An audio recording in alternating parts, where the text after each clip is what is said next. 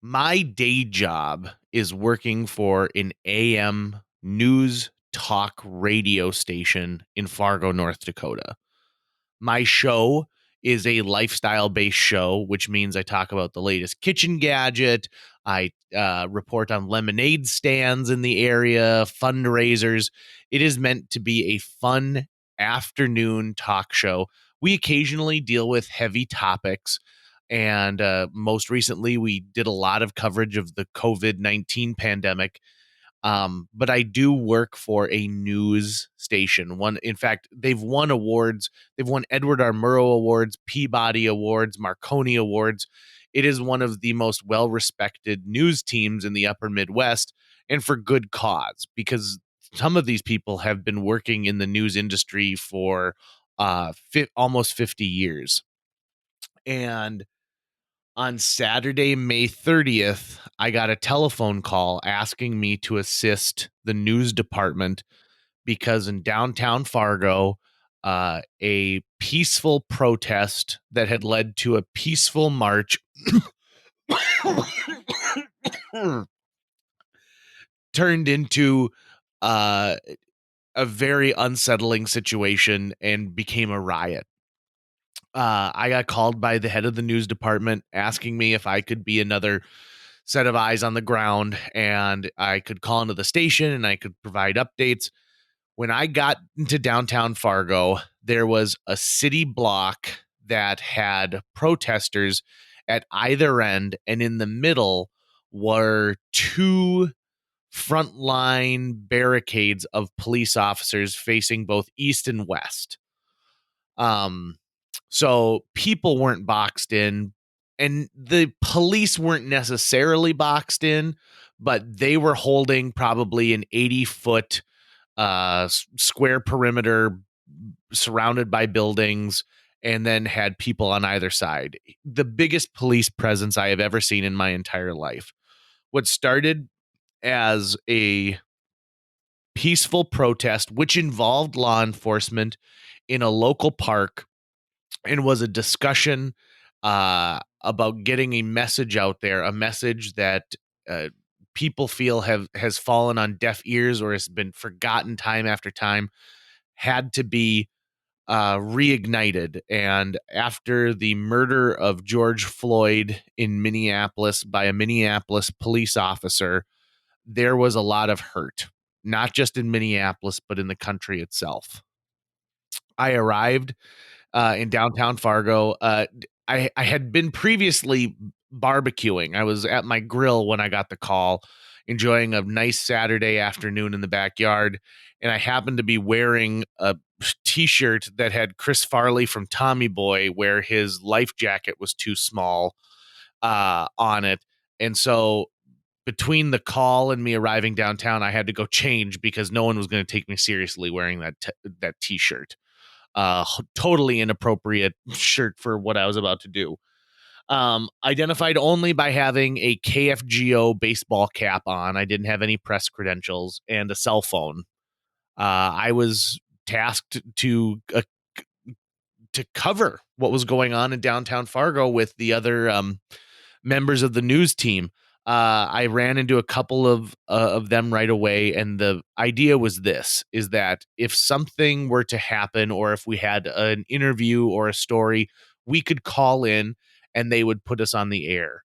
One of the great abilities of radio is we can cut into whatever programming is going on and give up to the minute information. It's one of those reasons why people in an emergency turn to the radio. And I don't just say that because I'm in the industry, but because if there's a tornado warning, if there is civil unrest like there was last night, or a developing story nationally, the radio it doesn't have to be interrupted. And right now you have the ability to listen to almost any radio station from anywhere, thanks to the advent of streaming. When I arrived, I'm guessing there was probably around 1,000 people. There were a lot of people on what's First Avenue North. If you're not from the area or you need to understand what this is, Downtown Fargo is a very small footprint compared to other downtowns, and the main road in downtown Fargo would be considered Broadway. A lot of our shops are right on it, and First Avenue North isn't actually the first street after Main. We actually have NP Avenue, which stands for Northern Pacific. It was named after the railway. So for us, it goes Main Avenue, NP Avenue, First Avenue, Second Avenue, Third Avenue, Fourth Avenue. So at First Avenue and Broadway, that intersection, people were just slightly to the west. And it took at this point, it was a city block, is what we're talking about. And I saw some people who are continuing their protest. They would say his name, and the crowd would yell back, George Floyd. They commented on one down, three to go, as far as referencing the other officers involved in the George Floyd murder in Minneapolis. Black Lives Matter. The chants were going on, and there were people who were getting in the face of the police officers, but there was no antagonizing for these officers. So they were being yelled at and called obscenities, but they weren't reacting to it. They had formed pretty much a human barrier at that point. So shoulder to shoulder, wearing helmets, no riot gear for the most part at that point. I didn't notice people brandishing weapons. It was mainly just a stance. About an hour after I arrived in downtown Fargo, the chants were getting louder, and people randomly, once every 15 minutes, would throw a water bottle at the police. I saw a young man pick up an old tin coffee can that people had used as an ashtray and throw it into the police officers. Again, the police officers didn't react to this. It's not like they went in, and I also did not hear them tell the crowd to disperse. I think that the attempt at that point was to keep the peace, but you could feel a change taking place during that crowd. As the sun just barely started to set and the heat of the day was really at its peak, you could feel the energy in that crowd was getting um, people have used the term powder keg a lot, and it wasn't like that. It's just when you feel like something bad is going to happen. It is just a foreboding feeling, I think, that was going across the crowd because energies were getting ramped up and people were yelling louder than they had been yelling before. And just slightly after 8 p.m., I should say just before 8 p.m., the officers one by one started putting on gas masks. And we're talking, there had to have been at least 50 police officers there when I was there, and from all different agencies: Fargo Police, West Fargo Police, Sheriff's Department, state troopers, all intermixed together, and they started putting on gas masks. And I heard from another reporter that they had been tipped off that at 8 p.m., they were going to use tear gas to disperse the crowd. 8 p.m. is there, and it goes. And just slightly after that, maybe 8:05, 8:10, they started with these, almost like a firework, and it went off overhead, probably 25 feet above the top of my head. There'd be this giant bang and a flash, and it's almost like a firework went off just right above your head. And the obvious aim for that was to scare people in the crowd and get them to disperse. A loud noise, the same way that you would deal with if you're trying to get an animal out of your campsite. After two of those, there no longer was, and the crowd wasn't dispersing. The tear gas started. I saw the first can of tear gas I've ever seen live in person. It was obviously fired incorrectly and actually landed in front of one of the police lines and alongside a building, and they kicked it out into the crowd. I will tell you this: I was tear gassed 6 times last night, and at one point completely incapacitated me, brought me down to my knees. And I'll tell you about my first experience with the tear gas. It is unlike anything you have ever experienced. So, if you've been around a bonfire, let's say, and when the smoke hits your eyes and it burns your eyes and it gets into your lungs and you cough a little bit, the smoke has reached you before the smoke even gets close to you with tear gas. You are already Your eyes are already weeping, your nose is running, you can't catch your breath, and you're coughing, and it is unlike anything I have ever experienced in my entire life. And when you're with a crowd of that size, people are trying to run away from a gas and they're bumping into each other, and there's panic, there's mass panic. You're trying to find the one spot where this gas doesn't exist, and there's no place to go. You just have to run as far as you can and then hope that you can get uh, uh just a gasp of clean air. But even after you do that, it sticks to your clothing, it sticks to your skin. um my cheeks were on fire. They were burning like I had fallen asleep in 90-degree straight sun for 5 hours, and it burned so badly. Um, I immediately started doing coverage on KFGO. What they did is they got all the news people who were in the area put on hold, and they would go back from one to the other, because throughout the night we had to change our positions. We may not be in a safe spot. After that first tear gassing, I ended up going south into the alleyway adjacent to First Avenue North, and found myself then on Broadway. So if you're familiar with the Fargo area, I was right about where um, the Fort Knox is on Broadway. There's a smoothie place right there. Royal Jewelers is at the north end of that block that meets the intersection of First Avenue North. So we all get pushed into this new area. Now, at this point, the group becomes two separate. The protesters at this point have become two separate entities, and I think it is very important at this point to say these people were still, in my mind, protesters. So this does turn into a riot, but at this point, it was still protesting. Um, and I am very firm on that, because I think people have an opinion of, well, that was a riot last night. Well, that was protesting. There is a clear moment when this turned from protesting to rioting. And there were still a lot of people who were in downtown Fargo last night that, even after the rioting began, pleaded with the people around them to stop with the violence, with the looting, with the destruction of property, to maintain peace. So I get pushed farther south, and the bulk of the people who are on First Avenue North actually get pushed west.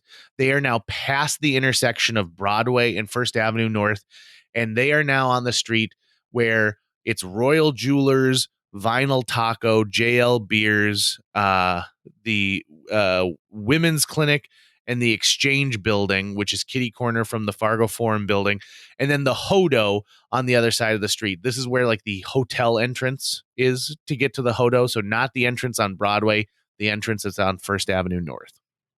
I was able to listen to the coverage that other reporters had on First Avenue North. So I get a good sense of what's going on, but I am only going to tell you what I saw. I think that's only fair that I report on the pieces that I actually witnessed myself. Um, the back of my leg really hurt after this, and I realized that I had 4 wet spots on the back of my leg, right below my buttock, and they must have been firing like small, like those little water balloons out of there as well. So that must have been part of the initial tear gas piece, because you can hear the foot noise of suppressive fire. So ways to get crowd control taking place. When I'm on South Broadway, people immediately wanted to get closer up to the intersection. They're about halfway down the block, but they want to move up to where the intersection of Broadway and First Avenue North is. As they would move up, there would be more suppressive fire with these. It almost looks like they were shooting chalk at us, but from my understanding, what it is it's the same chemical compound of tear gas, only it is in like a solid form. So when it hits you, it it explodes as if someone had hit you with a piece of chalk, but now that substance on you acts as tear gas to keep you to keep you at bay. So those are being fired all night, and they leave this white chalky residue behind. When I went back this morning, you can see that the cars that had stayed parked on Broadway were still covered um, in these little tiny tear gas bullets.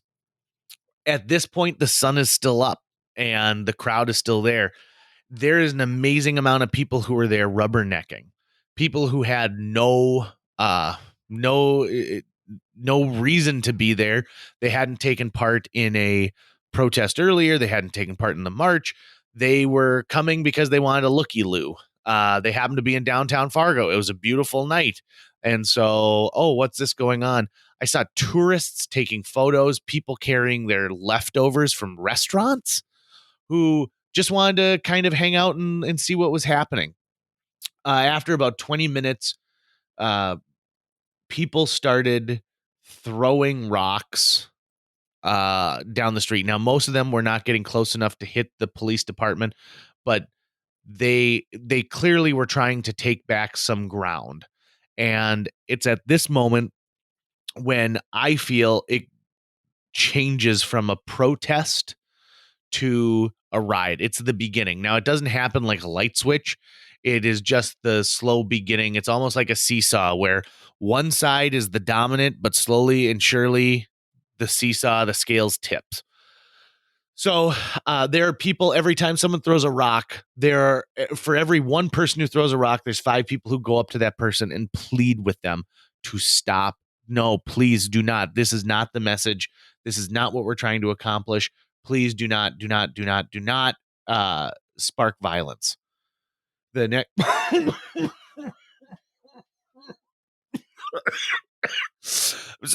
I apologize. I'm still trying to. I'm still trying to work out through um, some of this tear gas. I haven't been able to have like a deep breath um, since late last night.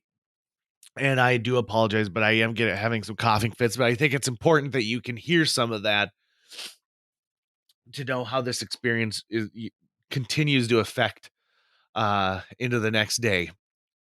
Numbers do not dissipate. Even after the tear gas, it does not seem like they've lost a lot of people. It doesn't seem like that was an indicator that people should leave downtown Fargo. In fact, I would say the numbers seem to grow. Everybody has a camera in their hand and they're documenting this and they're streaming this on Instagram and Facebook and Twitter. And I think that has an initial pull to bring more people into the downtown area to see what's going on. It's almost like coming to a car accident. You drive by and you drive a little bit slower because you want to see what's going on. Cops full riot gear at this point, so the giant shields that say police in front of them, and at this point a police officer has a helmet on, safety glasses, and a shield, so it's not like they have a great visual of what's going on beyond them. I will also say that I'm not seeing a lot of people who are trying to hide their identity in any way, shape, or form. There's no one is running around with a full face mask and a hoodie pulled over their head or a hat pulled down over their eyes.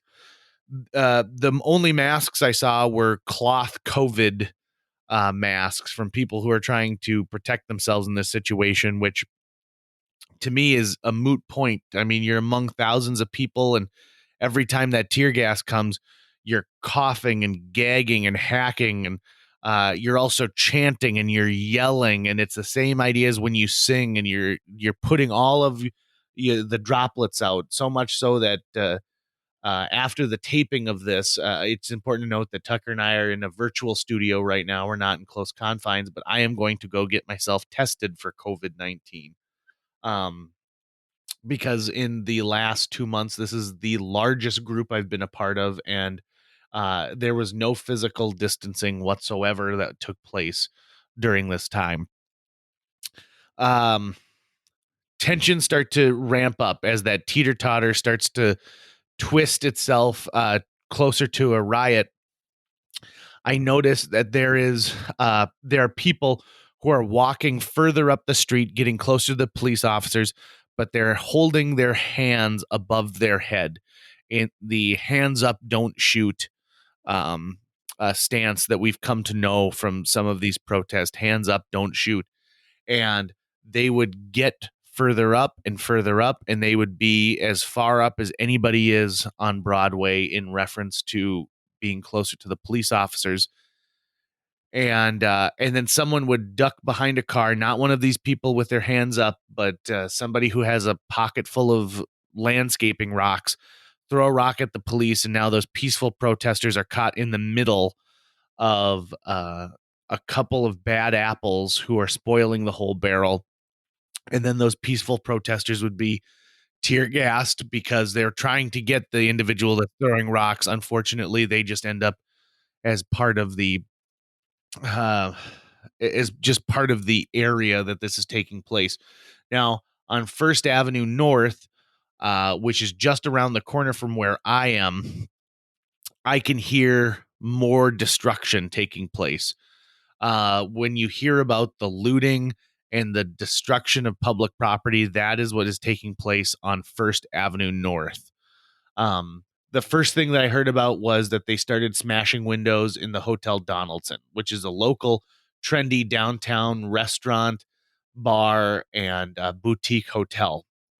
It's a beautiful building that had been lovingly restored, and it's a it's a symbol for downtown Fargo because it was the first business to take a chance on what has become our downtown in the last 20 years. Downtown Fargo used to be a place that people didn't really want to go. It had lost its heyday when we opened a shopping mall. And now and when Karen Stoker decided to put money into the Hotel Donaldson to try and attract a clientele back to downtown Fargo who would want to spend the day shopping and stay there while they're on vacation, watching the Hotel Donaldson, the windows being smashed in is just heartbreaking. And then they started firing more tear gas throughout the whole night. I must have seen 30 tear gas canisters at least fired into the crowd, sometimes 4, 5, 6 at a time. And they can fire those at almost up to a full block length. So what they would do is they would fire 2 directly into the crowd, and then they'd fire another one to where the crowd was running to get to fresh air so that it would force them even further back. At one point during this, after they fired the tear gas and then also had put down some of that suppressive fire of non-lethal projectiles, 3 rolling dumpsters being used as barricades started rolling towards the intersection of Broadway and First Avenue North with people behind them, citizens trying to get closer to the police, still lobbing things like rocks, and we're talking about smaller landscaping rocks and water bottles, and they put that down. And soon after, I think they tried another just time where they fired tear gas in both directions, going south on Broadway as well as going west on First Avenue North to try and break up these crowds even more. And it was during that time that I got caught between 2 canisters, and I was brought down to my knees, coughing and choking. And I couldn't see. My eyes were watering, and it was almost like they were swollen shut. I couldn't open them. and it was just nonstop, the pain I was in. And a stranger ran up to me and poured milk on my face. Um, you're not supposed to pour water on your face when you get tear gassed or maced or pepper sprayed, because it just kind of spreads it around, and it doesn't neutralize anything. And so I learned last night, as people carried dozens and dozens and dozens of gallons of milk around downtown Fargo, that is how you can treat in the street for people who've been tear gassed. So I have milk on my face, and then I really took note of the people who were setting up impromptu first aid stations. They were carrying just the symbol of first aid, the white cross with the red background, and they were offering to strangers who needed help. One thing I had seen that really has left an impression on me is people were putting antacid tablets into bottles of water, shaking it up, and then it becomes sort of a paste. So it's a very liquidy paste, but they would put it into their hands and then wipe it over their eyes, and the thickness of the liquid would stay on their face, and it would provide that soothing need that you have. So it must be calcium. It has a part in breaking down what happens, but it looked as though people started wearing war paint, because this would stay on their face, and it stayed on their face almost all night. You could tell people who had used this antacid treatment, and you could tell people who had also been pouring milk on their face as well. This also meant that masks that people had been wearing, their COVID masks, were now soaked in dairy and water, and so people were pulling those off and throwing them on the street. After this next attempt to disperse the crowd didn't really work, is when it became a full riot. At this point, they smashed in the windows of the Vinyl Taco and JL Beers, two restaurant bars that are right next to each other, and they ran into these businesses and just started stealing everything they could. Out of JL Beers, people were coming out with bottles of beer and wine and bags of hot or hamburger buns. In Vinyl Taco, people were pulling the guitars off the wall and taking the chairs and the tables. And we're talking the entire plate glass windows in front of these buildings are being smashed in completely. It is completely and utterly a scene that I have never witnessed in my entire life, nor did I ever think I would see in Fargo, North Dakota. A short time after that, the street lights turned on, and the sun hasn't fully set, but night is definitely setting in, and things start becoming more more violent. The public destruction starts overtaking several blocks instead of just being contained to that First Avenue North. Um, Rioters are trying to get to the rooftop of some buildings, and so they're attempting to get up to fire escapes and get up to the rooftops of some buildings. There is a police drone flying overhead, and it's been flying overhead for hours at this point. I can only imagine taking live video and pictures so as to document what's going on and maybe help plan for some strategic changes. Another reporter described it as it felt like trench warfare, and it truly did. Every time the police would make a move, they weren't moving to take over entire city blocks. They were trying to take over the next 50 feet, and they would take 50 feet and then not give it up, pushing people further and further to the west and further to the south. Um, and it wasn't just the straight line of police moving the battle lines, for lack of a better word, down. At one point, block south, I noticed a group of about 20 officers, and they just were casually walking, and they formed a perimeter, and all of a sudden they had taken the rest of Broadway all the way down to NP Avenue. There were definitely decisions being made to try and take as much uh, of these areas so that they could funnel the people into areas that would disperse them. I think after being there and witnessing this, the idea is not to get everyone to leave, but if you can break up a giant mass group, you're going to have an easier time uh, keeping the peace and trying to enforce laws from there. At this point, I hear that there is at 10 p.m. there is a curfew given to downtown Fargo. So a state of emergency is declared, which means that police then have the right to arrest and detain anyone who is in downtown, who is breaking the curfew as part of the state of emergency. During this entire time, I saw one person arrested, and it was far before the tear gas was even dispersed into the crowd the first time. And so I don't think that the police were looking to make arrests last night. I think that they were looking at just getting the crowd to be thinned out a little bit. Now, I moved my vantage point from South Broadway and I moved down NP Avenue to try and work my way around to where the First Avenue was. So I thought if I went south and I could come up and around, I could see what's happening there. And that's when I came upon the back end of the Merrill Lynch building. There's also an Alaris Bank there. And I saw that the public destruction on this building had been pretty immense as well.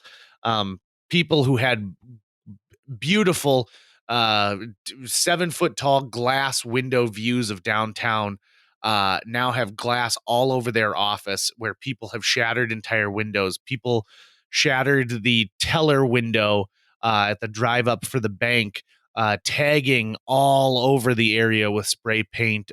Spray painting fuck 12 was very common. I had to look it up myself, but 12 is a slang term for police and the DEA. And that profanity just could be seen everywhere. Um, and then at one point, people noticed that I was with the media and ran up to me and told me that someone had been shot. And they just took this person out of here, and I need to report that they're firing on people. Well, of course, I'm not going to report on that because you can imagine the heat of the moment really overtakes a lot of people, and there isn't necessarily um, a way to confirm facts. But they said he was shot over by this ATM, and he was there. And finally, some citizens took him and took him away. I went and checked out the ATM. There was no blood anywhere in that area. I asked a couple other people around who said that they'd been there for half an hour and they hadn't seen any gunshot, but they had also heard that someone had been shot. Um, that's when the state troopers arrived and asked me if I knew about this person who had been shot. And I was able to tell them that in my small amount of investigative reporting here, I hadn't seen anybody. But I asked if they were going to be able to take care of this area because, at this point I'm looking at banks thinking they're going to break into these banks. And they didn't even have time to respond to that. They were already out of the parking lot in their vehicle. And this is when it really sunk in that the crowd was easily 1/3 of people who are just rubbernecking. People who just wanted to come and see what was going on. Cars would drive by with all 4 windows down, 4 arms with 4 cell phones out, videotaping and taking pictures. This became a cruising night for a lot of people. This became the activity that they chose to do that night. A lot of people burning out their tires in this area, making excessive noise, who didn't even look like they had been a part of the protest. They certainly weren't part of the tear gassing and just had arrived and were adding to the commotion as they arrived. This includes someone who started doing tight circles in an SUV at the corner of NP and Broadway, letting not obeying traffic signals at all and flipping off the police while they were there and just causing more and more commotion. I was shocked because it didn't seem like there was any attempt to shut down vehicle traffic to downtown Fargo. And there were hundreds of cars that went by during the night. And it posed a real safety problem because if someone broke a window and a group of 7 or 8 people ran all at once, I saw numerous times when people were almost hit by cars trying to cross the street, and nobody is respecting traffic lights. Not that I would expect them to at this point in the night. It wasn't until almost 11:30 that I heard a loudspeaker being used by the police saying, disperse, disperse, leave the area, leave the area. Um, and there's been a great deal of discussion and some confirmation from the police department for what they've found about people from outside the region taking part in what's going on. Um, People whose sole purpose was to come here and to agitate what was happening. I can say that I saw quite a few out of state license plates. I talked to some people and listened to some groups who had no idea about local landmarks or the streets that they were on, and felt to me like, yes, they were not from this area, but they certainly wanted to be in the midst of what was going on in downtown Fargo. It's been 14 almost 14 and a half hours since the last time I was tear gassed. And right now my eyes are burning so bad right now. I've tried to cold compress. And as I said, I haven't been able to take a deep breath all night as well. Most of my communication back, like for instance, with my wife was very minimal because I was on hold with the station. The way it would go is they would talk to one reporter and then switch to another reporter and then switch to me and then switch back to that first reporter. Coverage was nonstop. We didn't have commercial breaks. It was just giving information as it became available. It was, I know people who have been in real war zones do not like the term it was like a war zone, but that's what it looked like to me. It looked like I was in a war zone for the better part of the evening. Um, and people have asked me, well, did you recognize anybody who was there? And they were younger people than I mostly. They were not my direct peer group. I did recognize a couple of people I bumped into, but it was very early in the night, including some business owners, some downtown business owners who were there to see if their business was all right. And once the sun went down, I did not see them anymore. By 12:30, they had dispersed. They had taken at this point about 3 city blocks uh, from the west of where they started, or from the east, working their way east. They had taken 3 city blocks, and they had worked about a block and a half south of where they started. And there were still some people left. There were still pockets. They became pockets of people by about 11 o'clock. So you had a group of 10 people here, you had a group of 15 people here, you had a group of 4 people here. And at that point, things had seemed to die down quite a bit. The police still very stoic, keeping their lines where they had taken ground. And when I decided it was time for myself to go home, I had one last cut in on the radio, and I had found a relatively quiet area where there were only a couple of people. Again, I'm identified only by my baseball cap, which has our station's logo on it. And as I began broadcasting, I could hear a young gentleman yelling, "He's a cop, he's a cop, he's a cop," pointing at me. And I said, "No, I'm not." He said, "He's a cop, he's a cop," and then grabbed a cinder block and came after me with a cinder block. So I had to run out of that situation there. And so I have never felt afraid in my hometown. We are a sleepy Midwestern town. where people didn't used to lock their doors. And last night I felt more afraid than I have been in my entire life in my own hometown. And I can only describe as close to being in um, some neighborhoods where I definitely did not belong late at night when I had gotten lost living in Chicago and then in New York City.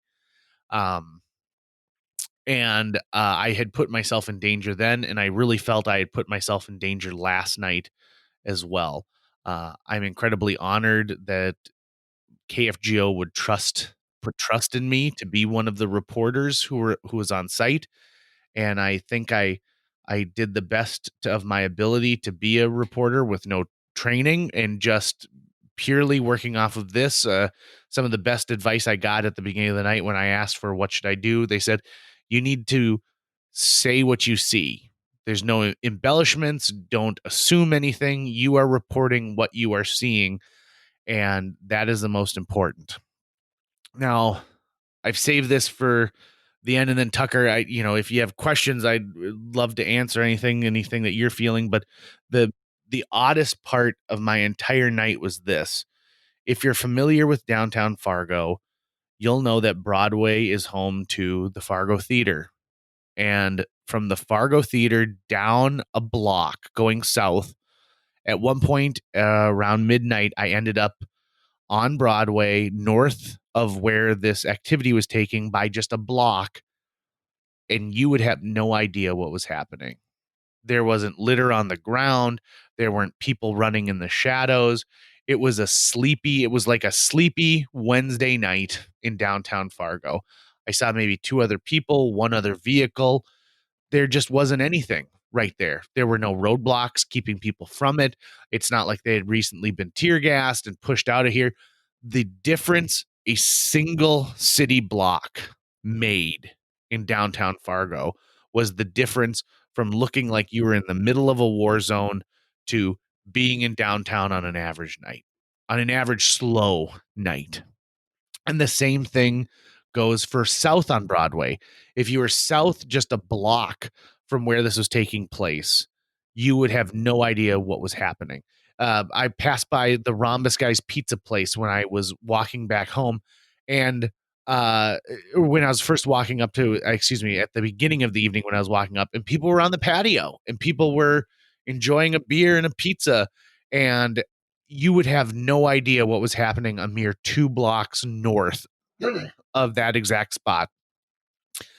It was eerie and shocking, and I think it's a testament to the fact that our police force did they were using Riot 101 to keep people moving in a single direction, and you want to try and keep the violence and the destruction as contained as possible. And this morning I woke up and went to downtown Fargo, where well over 100 people had organized to meet there by 7 a.m. to start cleaning up downtown. And families showed up with brooms and rakes from their garage. There were business leaders who showed up with trucks full of plywood. And by 11 o'clock in the morning, the destruction had been not erased by any means, but tomorrow afternoon, when business in downtown Fargo goes back to what is usual for it right now, besides seeing some giant pieces of plywood where windows used to be, I don't know if people would notice or know that just 36 hours before, thousands of people had been protesting and a riot take place that involved violence, tear gassing, suppressive fire, a police presence unlike anything I have ever seen before. Some people told me that from the footage they watched, it reminded them of the movie The Purge. And I've only seen the first one, so I haven't seen any of the later ones, but I fully believe that is what it looked like. There were police officers in downtown Fargo today on every corner, groups of up to 4 of them, and strangers were walking up and bringing them boxes of donuts and coffee, and people were thanking each other for helping and thanking and asking each other, "Are you all right? Are you all right?" That to me is as Midwest and as Fargo, North Dakota as a mentality as you can possibly get. Is that even after disaster strikes, we still come together before the scars have even had a chance to heal over and throw a band-aid on and to get the healing begun. In fact, so many people started coming down that the organizers had to start telling people on social media, please, no more. We don't need any more people coming downtown. We already, we don't have any work left for you to do. We've already scrubbed away graffiti. We've already wheeled dumpsters back to where they're supposed to be. My God, there must be every brand of drill imaginable down there screwing plywood into place.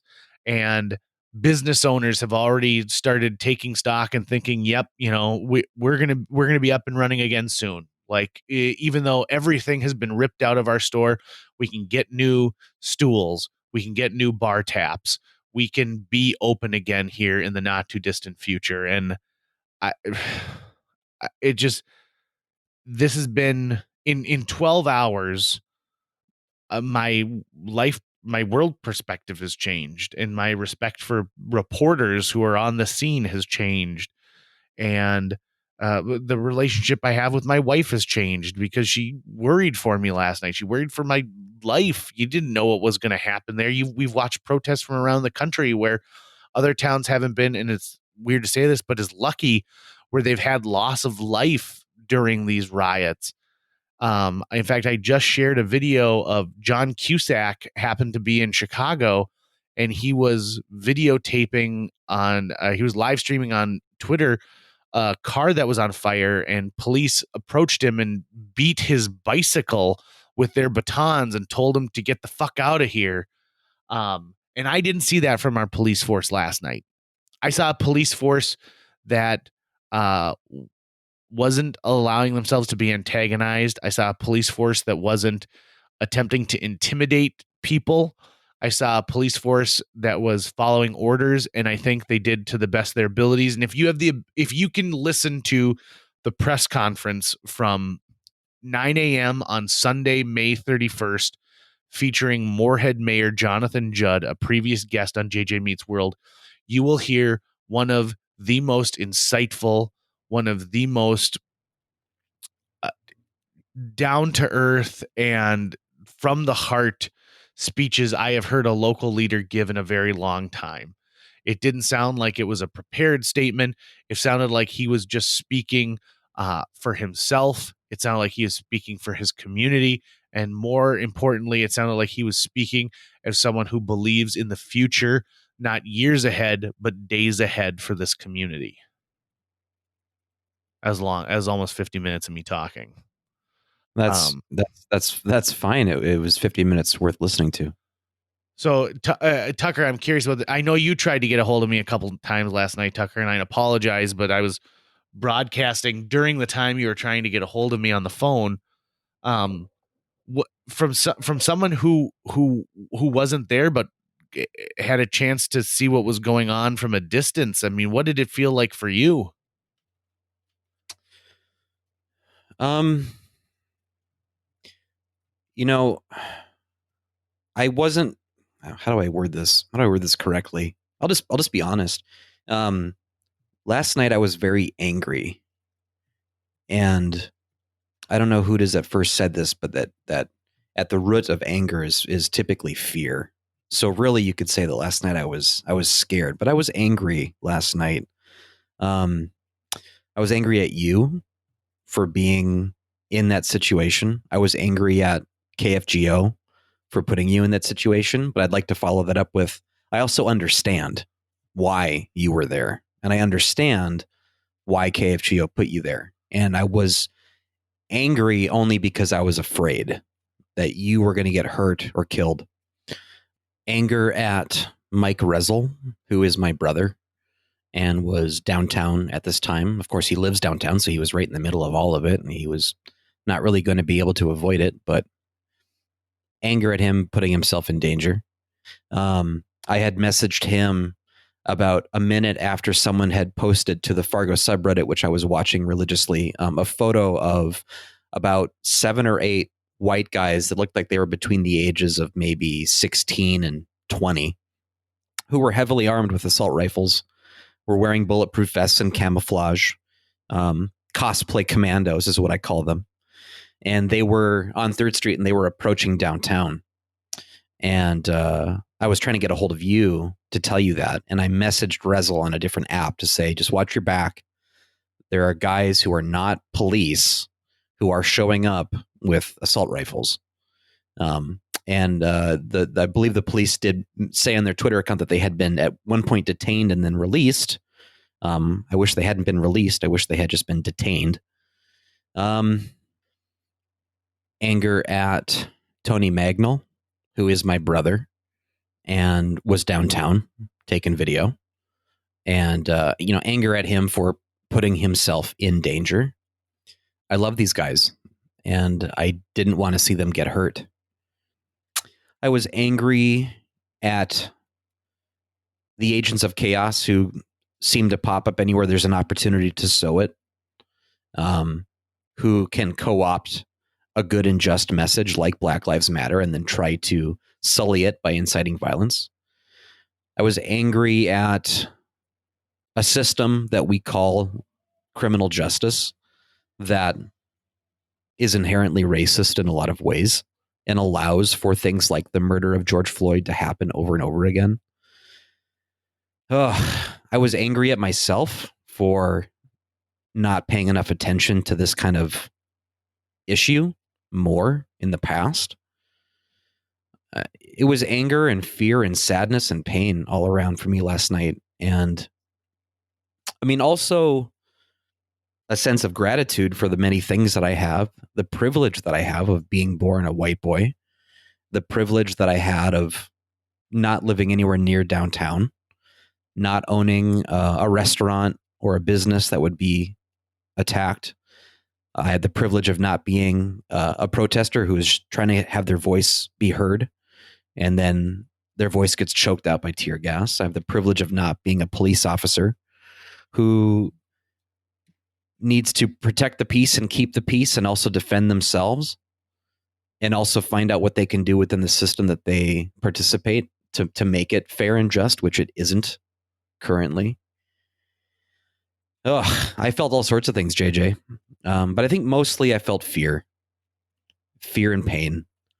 I think there's an interesting saying talking about how anger is never a first emotion. Right. And I think you hit the nail on the head there.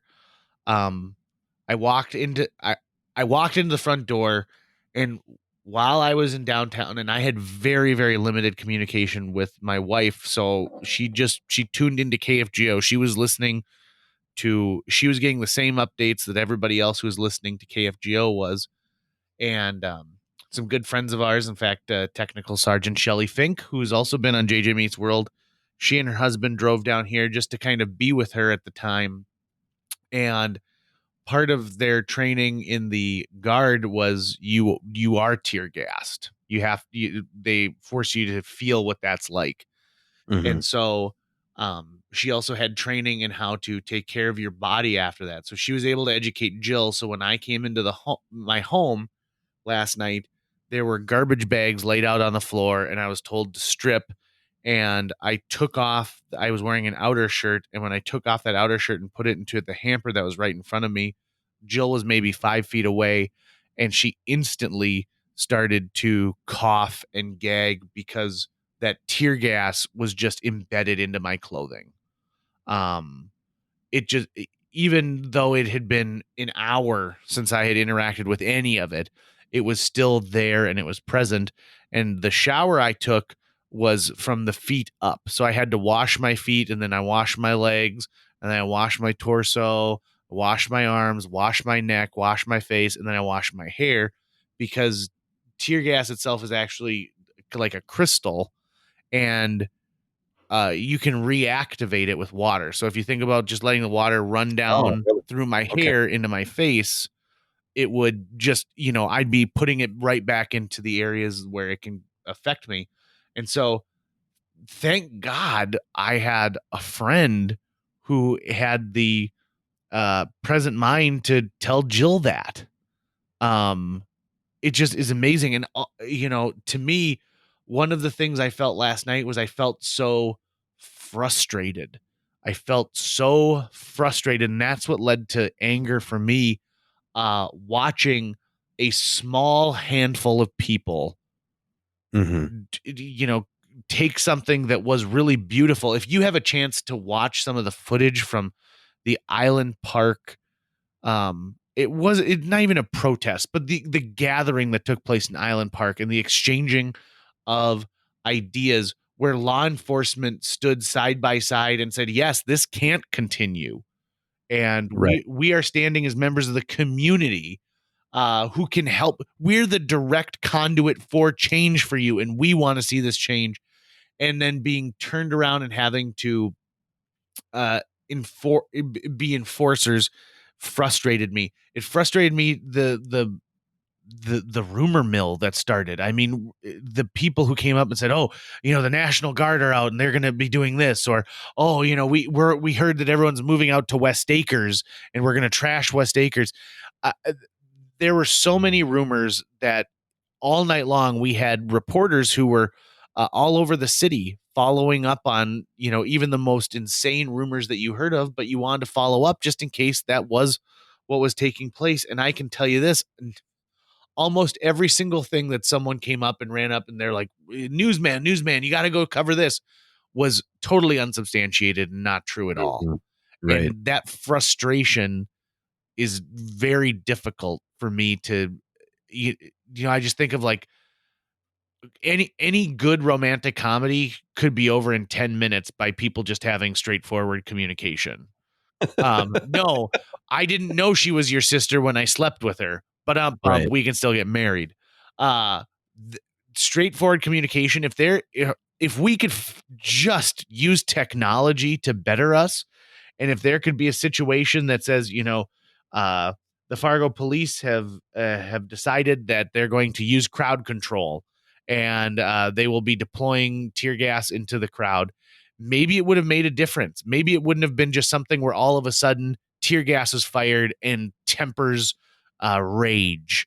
Um, you know, it, I just wish that last night would have gone differently, and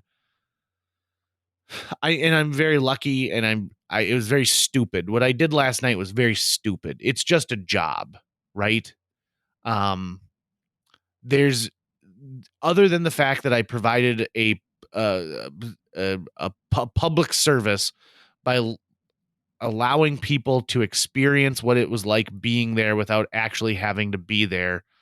It wasn't worth my life. It's not worth anybody's life what took place last night. Um, Right. and if things had gone differently, I mean, I'm injured, right? Like, I am injured. My hands are still on fire. Throughout this whole thing, my face is burning, my eyes are watering, and you've heard me cough. I can't even take a full breath in. It's not worth it. It's just not. I wonder,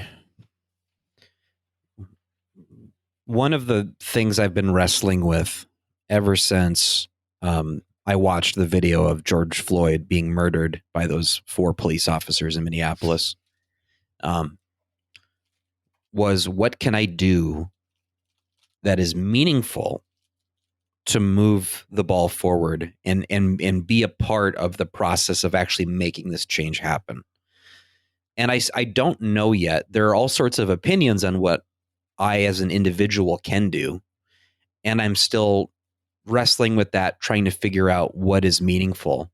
Um, in times of chaos, in times of war, or in a warlike state, when everyone is pointing fingers, I'm trying to get better to endeavor to not point fingers at anyone except myself and go, what can I do to change? Because I can't change them. I can't change the police. I don't think so. I can't change people who decide to incite a riot. I can't reverse time, but I can look to the future, and I'm trying to figure that out. So that this isn't really a statement as much as a plea um, for knowledge and wisdom from those who have it to please share it with me and with JJ and with anyone else who is willing to listen. Um, where do we go from here? Because it's only when we seem to have graphic video evidence that those of us who don't deal with the reality of police brutality and of the cycle of violence that we have been under the grips of since the country was founded. Those of us who live who feel like we live outside of that cycle get kind of slapped in the face and woken up from our slumber from time to time, but we go back to sleep shortly thereafter. So I'm trying to figure out what do I need to do to not go back to sleep, and what needs to be done, not to address whatever the most recent rung of the cycle of violence is, but to stop the cycle of violence. And so I'm just sort of pleading to, I don't know, the universe, I guess, for that wisdom, for that knowledge, and for that education. And at the very least, I can endeavor to try every single day. And while I was upset that my brother and friend JJ was in danger last night, I need to remind myself that people's brothers and sisters and friends are in danger every single night, and that I need to have the same fear for them too.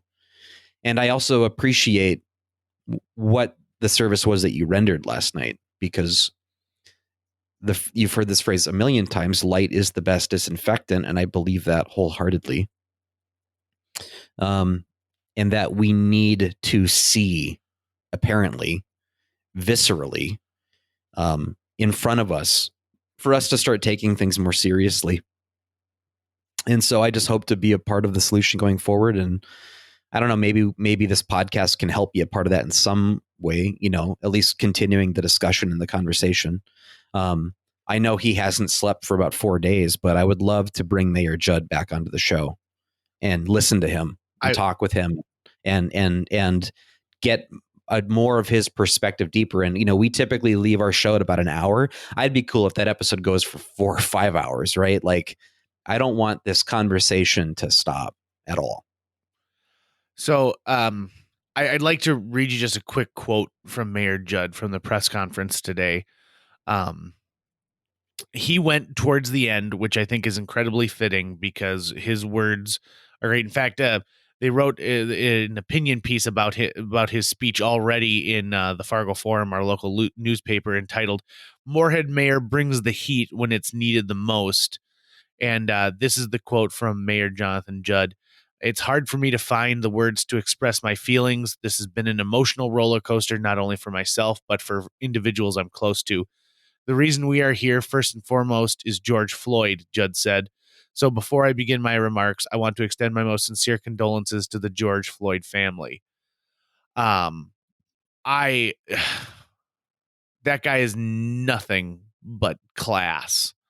And his words were what I needed to hear today. And we heard from the governor, we heard from other mayors, and we heard from police chiefs, but the person who got it right and said what we needed to hear, no matter what side of the argument you're on, I think was Mayor Jonathan Judd. I'm constantly impressed. And of course, he's from that background. He works in the justice system, the injustice system in some cases. And he has firsthand knowledge of how broken the system is. So yeah, he's definitely welcome anytime you want. And I hope that anyone who listens to this finds an opportunity to find peace within themselves and to find peace within the world.